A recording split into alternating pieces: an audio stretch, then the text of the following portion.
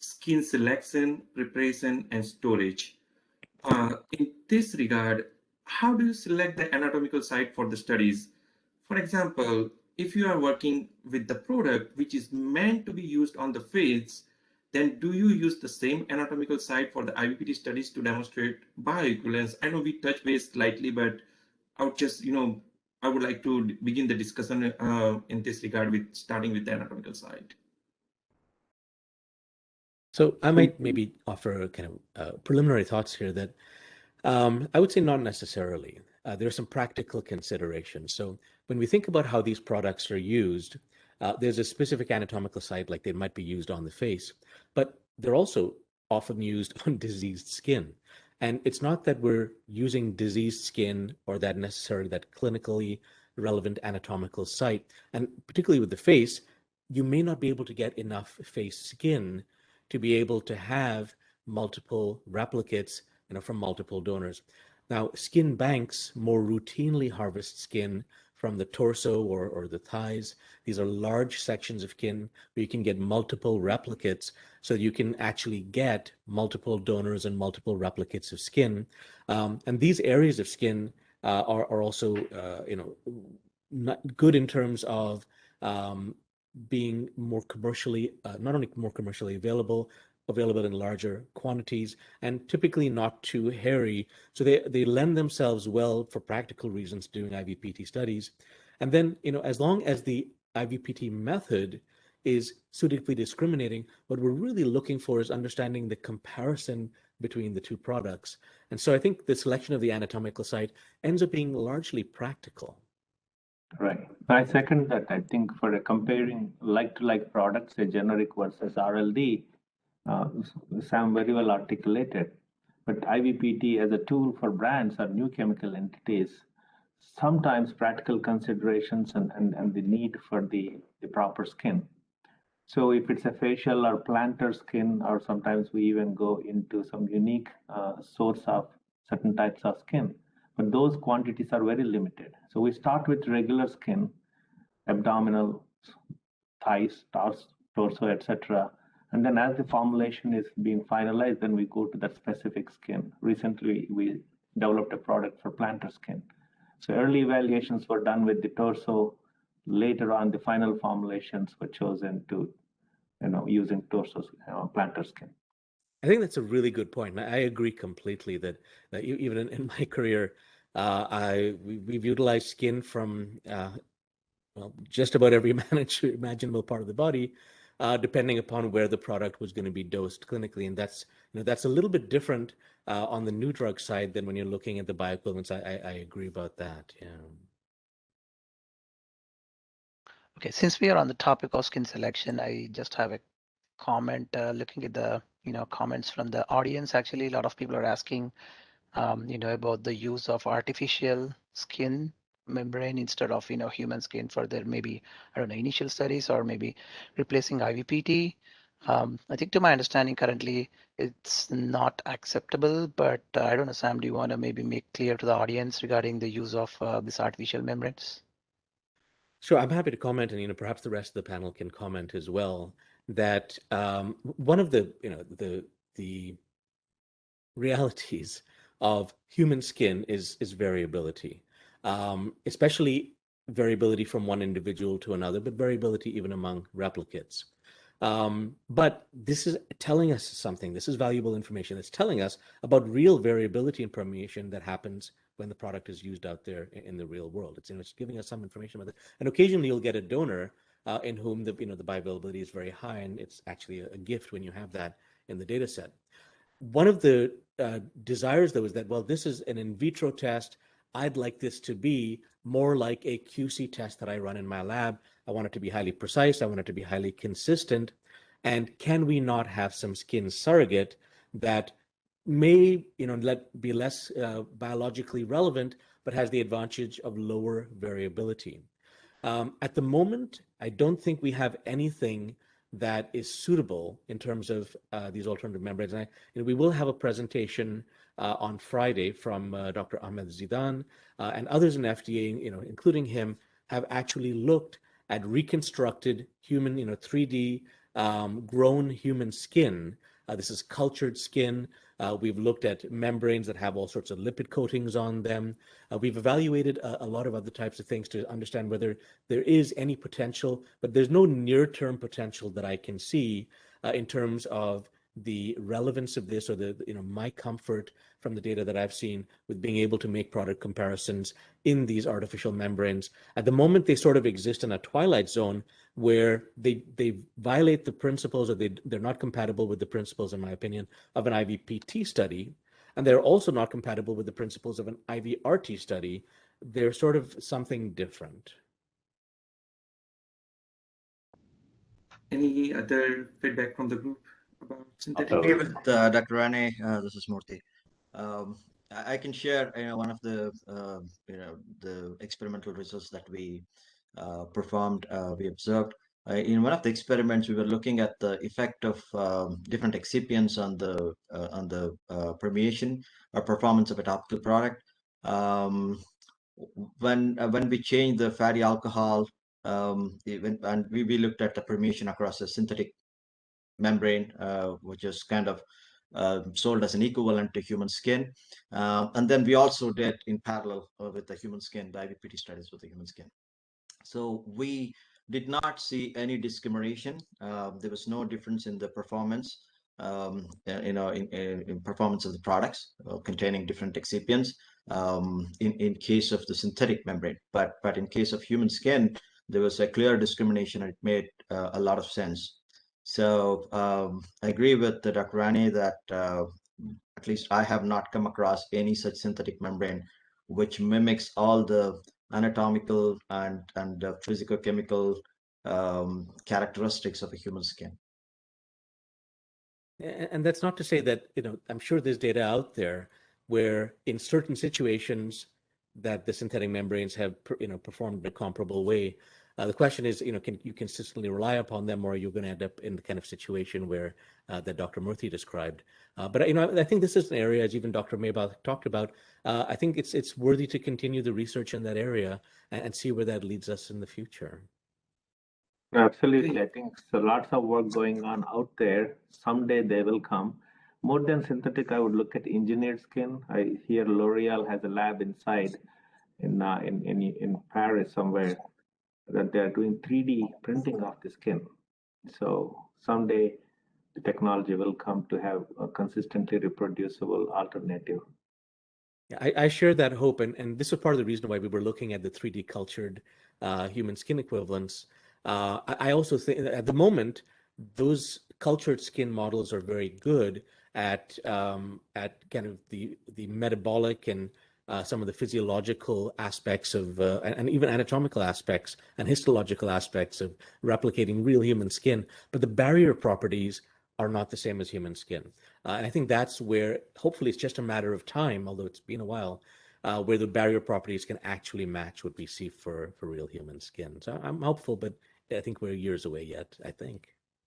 Thank you for your input. So, I hope so those days come soon, but the current take is, for the ANDA submission, we are recommending the ex vivo or like a human cadaver or the surgically excised skin.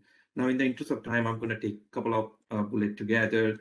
My next question is, once you have the anatomical side decided, how do you prepare the skin considering the drug product under investigation? I know this is a broad question. There should be a consideration about the physicochemical properties of the drug product. There are a lot of questions about the heat separated epidermis versus the dermatome skin, surgically excised versus the human cadaver skin, and other practical or logistical consideration. Also, how would you set the criteria for the skin thickness of this, like thickness of the skin for the respective drug product?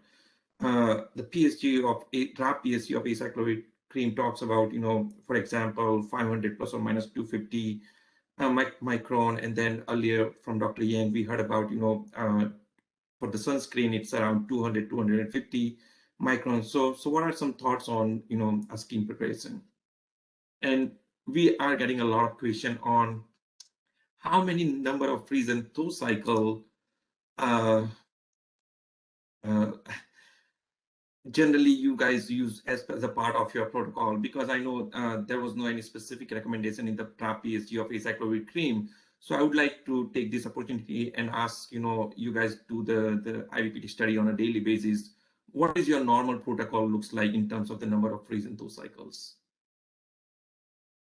I think Leander did a good job of covering that. I think we stay away from more than one. We've actually tested this, and we start to see more permeability after that. We also have found different storage conditions and how you process tissue can lead to more variability. So all these little things as you process, store, and use the skin can lead to more variability, and that even includes shipment stuff. So getting it, whether you're using surgical tissue, there are ideal ways to ship and receive that tissue, process it. If you start dermatoming, most of our dermatoming for these BE studies is going to be 500, to be honest with you. We do a comparison of 250 versus 500. We don't tend to see a big difference in the permeation profiles for most products. It's something you can compare. If you start working with epidermal membranes or even isolated stratum corneum, just remember each one of those steps I consider a manipulation of the tissue, and we see it in the variation.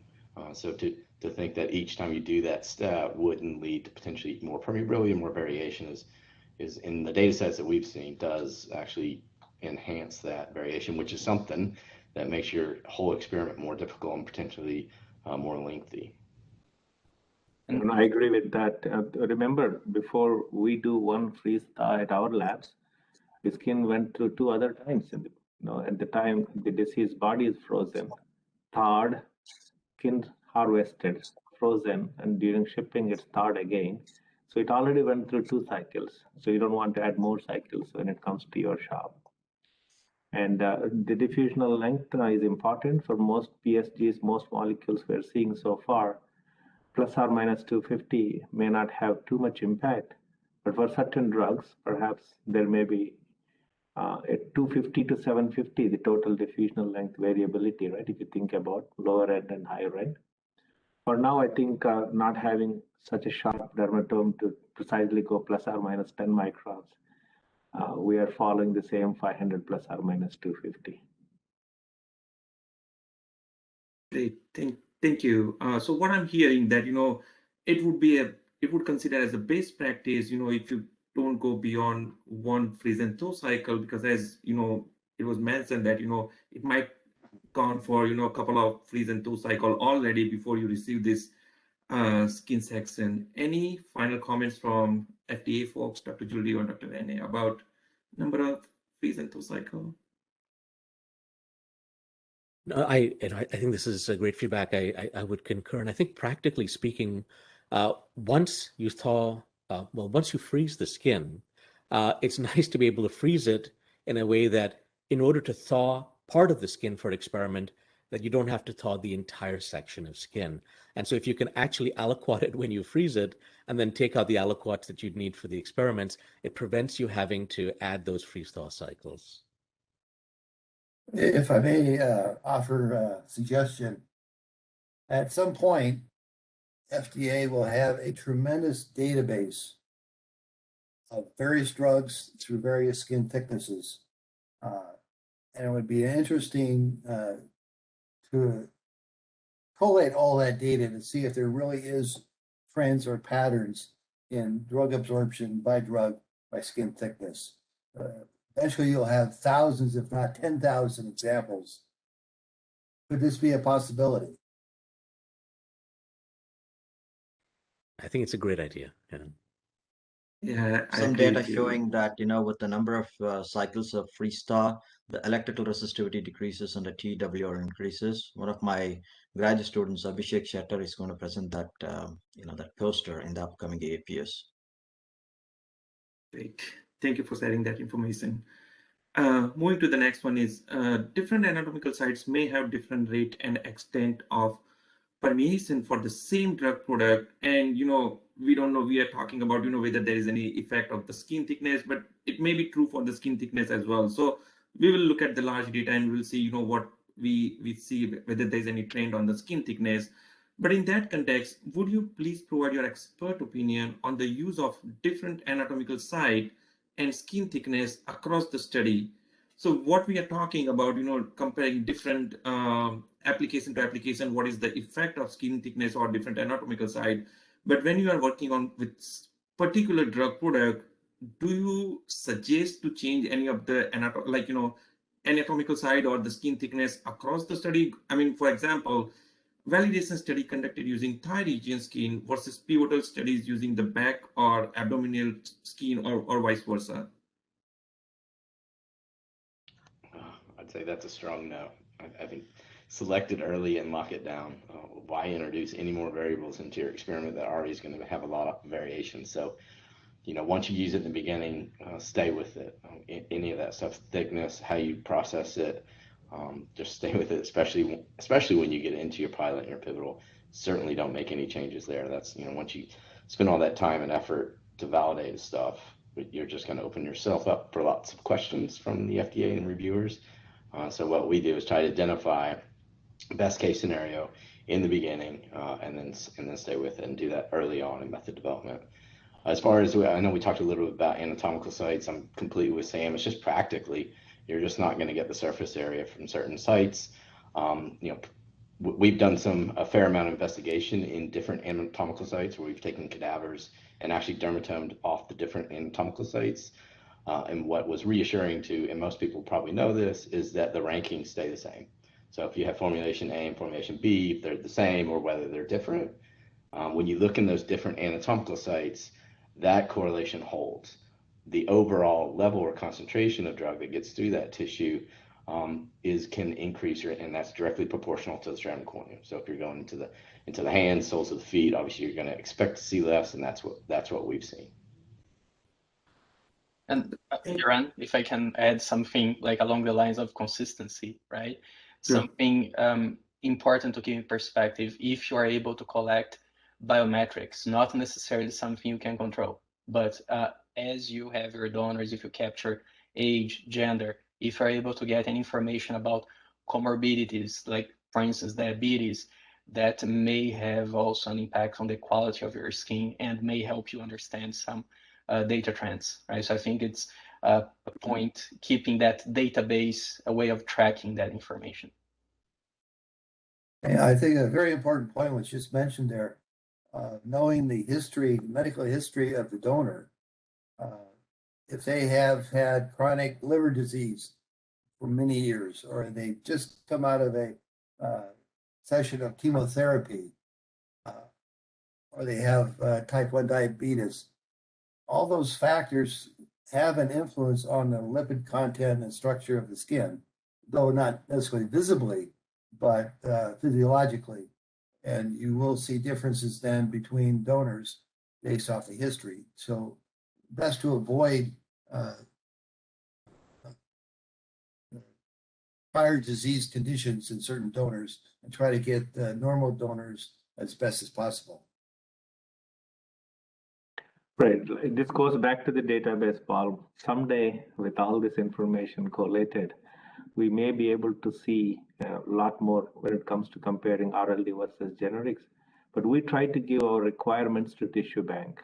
Definitely within certain age, within certain parts of the body. So we put that incoming specification to our sourcing so that we don't get any skin that they ship to us. So those are really good consideration, and I think that would definitely help the audience or the people working in this field. It's not just picking the skin. There are a lot of factors need to be considered before you identify what are your parameter looks like in terms of the selection of the skin. One of the questions that we are getting from the audience is what is the expiry date of this skin? Once you harvest, what's the time frame that generally you consider is you can utilize that skin 6 months, a year, or I know it's under frozen condition, but what is your practice on harvesting and in terms of the expiry date? For us, that's something we've also tested. Ideally less than a year. We've actually tested past a year, but again, that's how you actually process and freeze it can actually make an influence on the longevity of the tissue. So if you have some of those practices down, I think you can certainly extend it past a year or so. But it's something that just be aware that if you start pushing storage duration, again, that can lead to potential new variation, which is, I think everyone wants to avoid. Absolutely. John, would you also calculate the amount of time it was frozen in the tissue bank before it comes to the shop? I would, but we mostly use surgical tissue because we're doing a lot of keeping the tissue alive as well. So we can use that tissue for both. So our primary tissue source will be from surgical, where we're getting it within a couple hours, so that we can minimize any of that variation. I think, but you're absolutely right. If you're getting it from tissue banks, you need to factor that in as well. And then, like Paul mentioned, that freeze thaw step that happens, or you were saying during shipment, should also be considered. Agreed. No, definitely agreed there. So we try to source flash frozen as opposed to cryo stored. Cryopreserved skin from a skin bank for transplant purposes has a 5-year expiration. As you probably have encountered, we use up the skin so quickly, we don't worry about how long it's been stored because it's usually used within 3 to 4 months of receipt. So what I'm hearing is, as Dr. Len mentioned that, it could be, their protocol is 1 year, and then, some of the thick skin comes as a 5 years of expiry date. It is considered as a best practice if you utilize the skin, within first year. That would be an ideal, but, it really depends case by case basis.